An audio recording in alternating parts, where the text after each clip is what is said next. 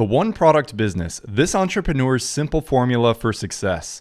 If I didn't know any better, I would say this is a load of crap, and lo and behold, it is. So I was originally going to make a video called Oberlo and Shopify are poisoning the minds of new entrepreneurs, and honestly, I still might because that sounds like the most badass headline video title that I have ever come up with. However, I figured that I could kind of roll it into this article by Oberlo because honestly, it just kind of encompasses everything that is wrong with this whole internet marketing space, and there is a lot I want to talk about here. So basically, this is an article written by Oberlo about this one guy. I'm not gonna like talk about his name or anything because I don't really want to bash him, but I gotta bash everything that's in this article, so I do apologize in advance for that.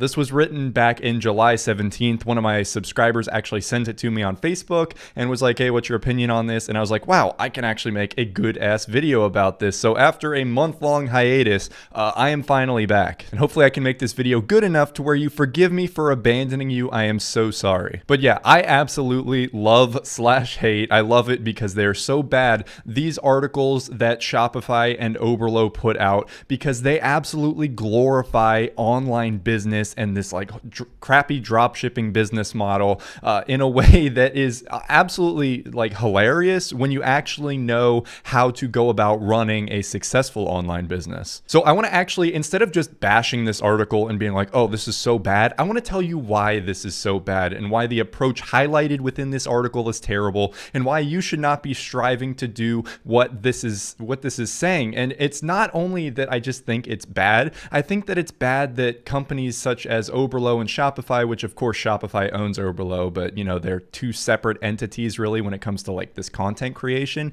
how they constantly promote this to get people to use their services, and they obviously those people are going to end up finding that they cannot get these results because it's just a load of crap, which I mean, I guess it's smart because they got to get people into their business somehow, but as big wide-eyed excited entrepreneurial types, this can definitely be a trap, and I could see how this would screw a few people over. So let's go ahead and look at the first little paragraph going on right here. So KISS, keep it simple, stupid.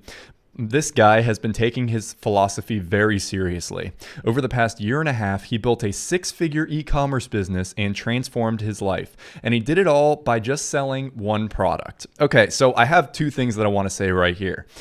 He built a six-figure e-commerce business. Let's keep that in mind as we go throughout the rest of this article, okay? Six-figure e-commerce business. A six-figure e-commerce business generally means that a business is bringing in six figures annually or monthly, depending on how you are looking at things. And largely that is gross, not even net. So we'll take that into account, and this will, like that, looking at things in kind of the gross and the yearly aspect will kind of allow some leeway in what we're actually looking at here. He did it all by just selling one product is also something that I have a massive problem with, and I do not want people to really see this as a super good idea.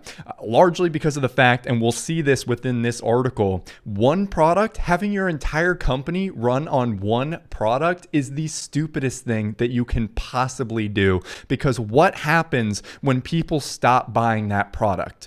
Let me guess, you are going to be dead in the water and broke and living on the street, and you are going to hate your life. This is what happens when most of the time you focus on only selling one particular product. And then after this, it comes down here, starting from the bottom. You know, it's the whole, oh, relatable thing. Started off making a measly $1,000 a month. They're like, oh, you know, everyone's like this. Anyone can start in this, blah, blah, blah. It's full of crap. Deciding to do things differently. Here we get into kind of some more crap that I see very, very prominently amongst Oberlo and Shopify articles that they pump out like this. So it's following his dream. Scott decided to enroll in an e-commerce course. That could be a good idea if you pick the right one. Mine, where he would learn step by step how to start a general store on Shopify using the dropshipping business model. Back up here. How to start a general store. This is not a good idea. General stores are not long-term. They're largely based off of trends, which you can't guarantee that you're going to successfully be able to hop on every trend and keep your business running. And it's not scalable in the long term. This was a terrible idea, and I absolutely do not recommend people starting up a general store. It's a lot better to find a niche and really do that niche super, super well. So this is a bad idea. Dropshipping, which allows entrepreneurs to run run an online store. So this is very, very clearly written for people that are just getting into this stuff. This is kind of like a clickbaity article. As part of the program, he was given access to a Facebook group. Facebook groups are garbage. He quickly realized there was a catch. Okay, so here's the thing.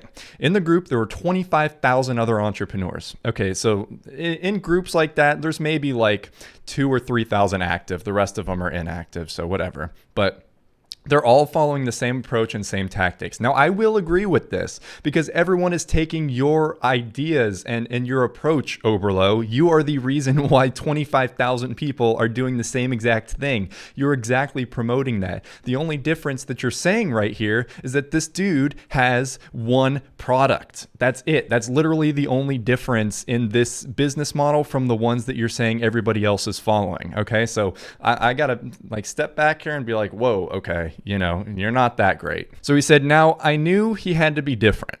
I thought that I'd follow some of the things that are being taught, but I had to do something different than those 25,000 people. Okay, and then it gets through books, but I want to focus on this I got to do things differently. Okay, so think for a second.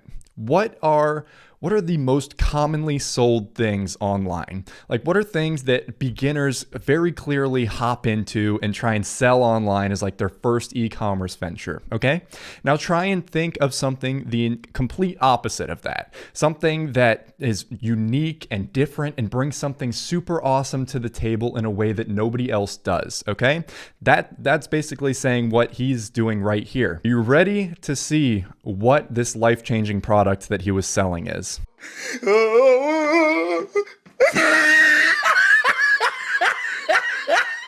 I'm not joking. It's a phone case. The dude's selling one single phone case for his entire business model. I went into this article with massive hopes. I was like, oh, he's selling one product. He might have like drop shipped some interesting thing and then gone on to private label it and maybe customized it a little bit and made a really awesome, interesting business out of it with some like different variations of that original product. No, this dude literally just drop ships one single phone case and they wrote an article about him. Now, I do want to go back to this book section because in it, it's kind of a stupid approach and I don't agree with this at all. So it says in here, these books said to basically focus on one thing and do this thing very, very well. And I totally agree with that. And I would highly recommend that to anybody that is starting with their online career. However, focusing on one thing doesn't necessarily mean selling one product and putting the entire weight of your business on this singular product. What it means is that you kind of want to dominate an area, dominate a niche. Say you really want to focus on doing something like kitchen supplies or outdoor supplies.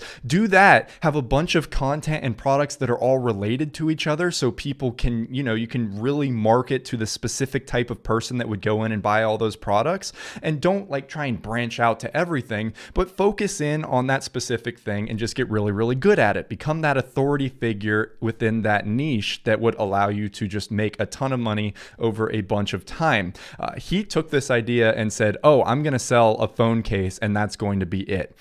This is absolutely terrible. He says the classic general store, that never really seemed simple to me. It seemed like a whole bunch of products thrown in, which it totally is. That allowed people to click away. They'd come to your store, then click this product and then this product and lose interest and leave. Well, if you're driving people to a general stores always get traffic through crappy like one-off Facebook ads. So no, they're not going to be clicking around your store. They're coming right to that individual product. So it's not really a different approach right here. In fact, I would say the general store approach is better than having just one singular product on your website, because if that one product dies off, you've got more on your website. If you want to take that approach, he's just taken the entire the wrong approach to things, and I do not like this. All right, so back to this iPhone case. Look at this. So how do you go about choosing the one perfect product for your store?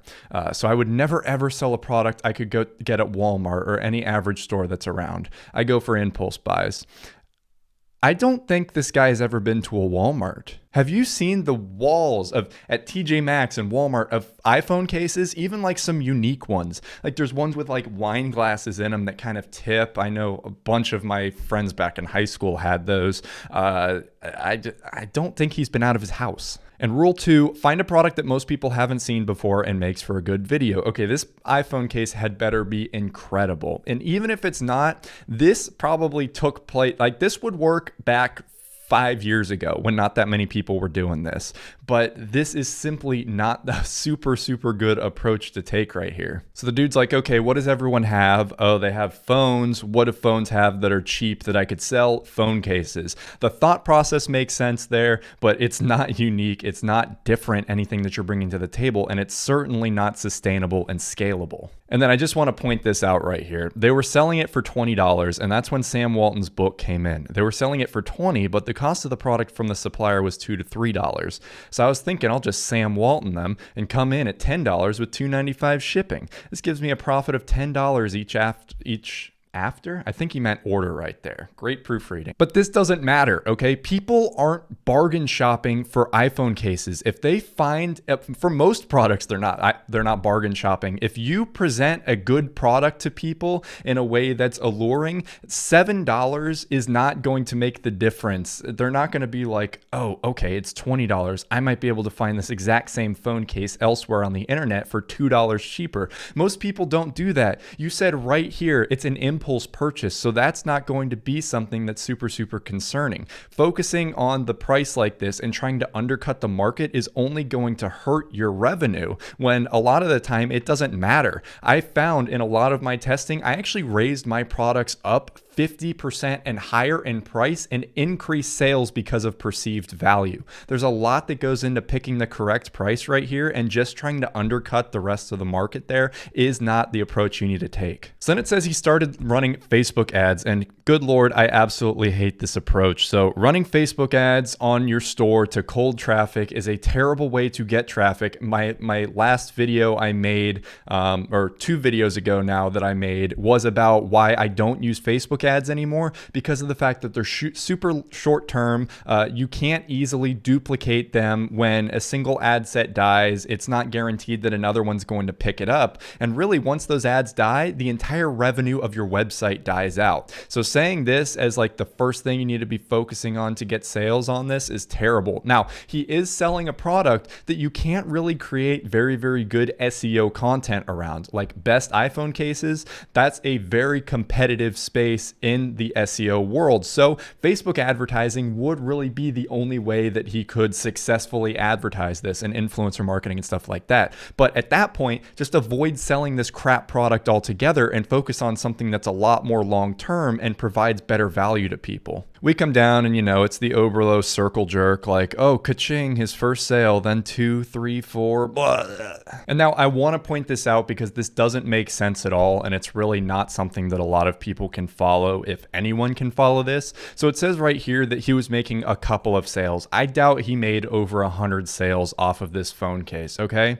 He's like, oh, it started to lose money on the ads, so it stopped. Comes down here, he eventually gets back into relaunching his ads with Facebook, and then they start talking about using lookalike audiences. They don't say it exactly, but it's very clear what they're talking about here. They created an audience based off of people that visited his website or made a purchase from him. A successful Facebook lookalike audience needs at least 1,000 people to be very successful. In that case, when you have 1,000 plus people, it can have enough data points to really construct a good audience to base the targeting off of. This dude had easily under 100 purchases on this product and created a lookalike audience. The fact, if he did get sales off of this, it was entirely luck. That is not a strong lookalike audience. That will not get you sales 99.9% of the time. Saying that this is like some magical solution is not true at all. And if this dude is being truthful about this, which I'll give him the benefit of the doubt and say that he is, he got extremely lucky with the targeting hitting the right people at the right time. Now I want to show you this. I want to show you the infamous Shopify sales graph. So first of all, these things can be faked massively, and I see it all the time, especially off of the wannabe Instagram, like super rich flexer guys who have absolutely no self-awareness and just look like total douchebags. They do this all the time. But I want to show you this graph of his sales, and I want you to look at this and see if you notice anything. Are you ready? Boy, those look like a pair of cat ears right there. Olive, what do you think? That look like you? This boy's sales are looking like the twin peaks, and that is not a good thing in the online business space. This right here just shows how damn volatile this whole approach is with the crappy one-off dropshipping selling a trendy product thing. Look at this. So he started off right here was that's probably 7K, bumps up to 25K, jumps down here to like 9K, 8K, jumps up here to like 10K, big spike in May, 30K. Look at this, June, boom, like 12, 13K, July, bam, back down. Now it is through July 10th, so I'll give him the benefit of the doubt. I'll triple this. It's only about right here. I mean, you could see the sales over time right here.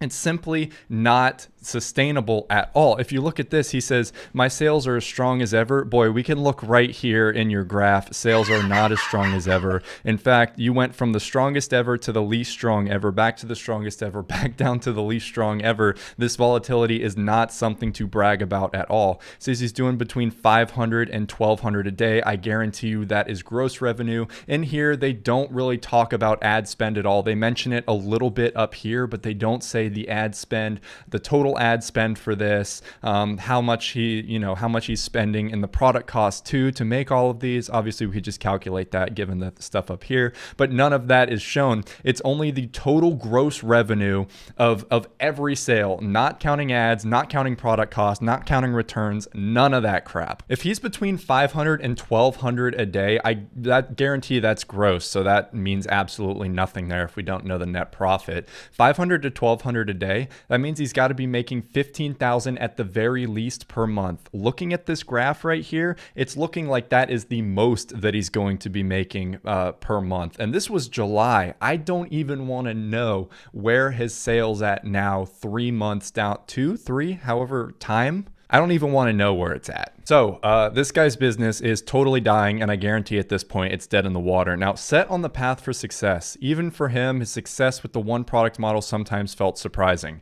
I am very surprised by it if these numbers are actually real. Even though they're not that impressive, it's still, you're making sales off of it. The problem is that while you may have made sales off of it, 99.9% of people that are going to try this with a single trendy product are not going to see anywhere close to the results that you were seeing because it's simply not replicatable. Your ads got extremely lucky, your product selection got extremely lucky, and who your ads were being shown to was also extremely lucky. It's not something that can be replicated by the average person with a high chance of success if you do everything right. You can do absolutely everything right, but if you do not pick the right product, and if the ads simply do not show to the right people, you will not make any money. And this is why this is a bad thing to be telling people, because people are going to directly mimic this, and you will not see results by doing this. Now, he says the reality is that providing too many choices is a quick way to drive people to confusion. I absolutely agree with that. You want to keep it very straightforward and keep a lot of the thinking out of the hands of the customer.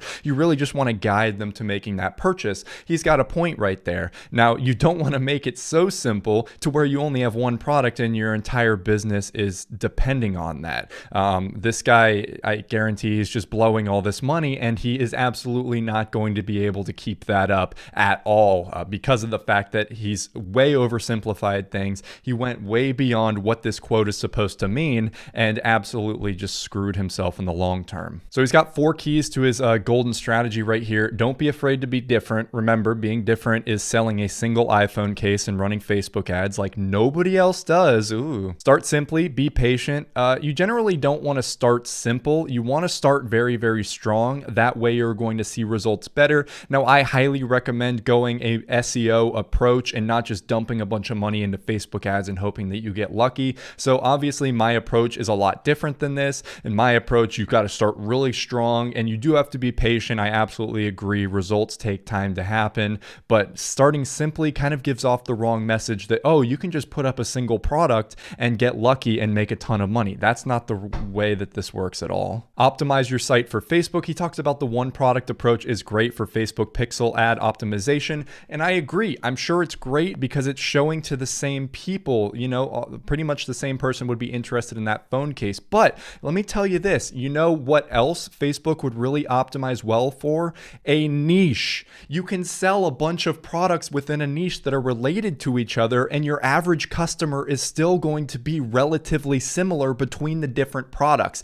If you're selling outdoors stuff, there's going to be a good chance that the people that are making purchases for for camping tents and for like hatchets or whatever, like fishing rods, they're all going to be pretty similar people. So your Facebook ad optimization is going to be very, very similar to as if you were just selling one product, because all of the products are related. That's the massive benefit of having a niche. Additionally, I just think it's better overall to have a niche instead of this one single product, because of the fact that Facebook will take the data from the customers of every single one of these products and put them into one super customer, and it's just going to be a lot better for you in the long run. And then here, lookalike audiences are gold. I mean, I agree, if you are going to use Facebook ads, you use them for two things: retargeting and lookalike audiences. Maybe lookalike audiences, definitely retargeting though. They are gold sometimes. It's the absolute best way to target. It takes the guesswork out of targeting. You should definitely do them. Now he says here the only way to do that is to get 100 purchases. No, you need 1,000. I am telling you, there's slight variance there, but generally 1,000 is what you need. Facebook has explicitly stated that themselves, and that if you only give them 100 data points, they are not going to be able to create a good enough audience for you to really depend on. This is just general bad advice right here. I don't know why they put this in here. And then of course, as you could see, as soon as his sales started dipping, he went ahead and created this simplified Shopify thing, which I gotta say, I don't think you're allowed to use the Shopify name in your products like this, especially in your domain. He might be seeing some legal trouble initially, because I don't think this is affiliated with Shopify. Of course, it was put on the Oberlo blog, so maybe they were okay with it, but I don't know about that. So 0 to 100 or 1,600 a day in 1 month and 160,000 in 9 months, guarantee. That's just gross right there. That's nowhere near the net profit that he made dropshipping one product. And as an experienced online marketer, I'm obviously not the smartest guy in the world, as you can tell just by looking at me. But as an experienced online marketer, I can tell you that seeing this, highlighting the fact and really trying to drive home the fact that he got this off of one product is laughable. Saying this is saying, hey, I got really, really lucky, and you cannot duplicate this if you follow the same steps. There's a chance that you can, but the chance that you can actually achieve this level of success is pretty damn small. And then just coming down right here, I mean, it's all plummeting. It's kind of funny right there. As you could see, the giant spikes, it's just so volatile. That's not what any business wants. That's not what you should be striving for.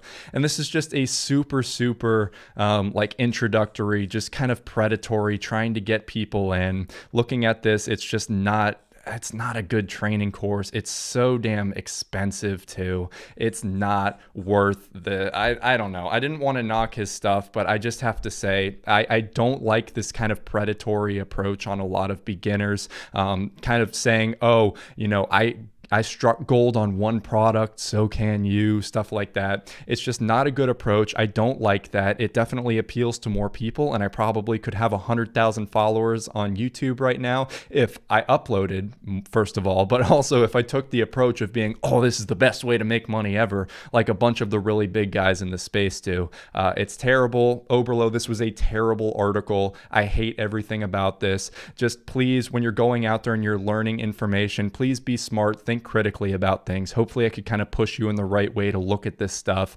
and actually see some real success, and not sell iPhone cases with a wine glass on the back and expect for that to pay for your expensive lifestyle for the rest of your life. So if you loved this video, which was basically just an entire rant, and you want to see more like it or not like it, hit that subscribe button down below. Also check out my website, zach-inman.com. That's right down there. I got stuff on there, and check out those videos over there. I know you're going to like those. Peace out.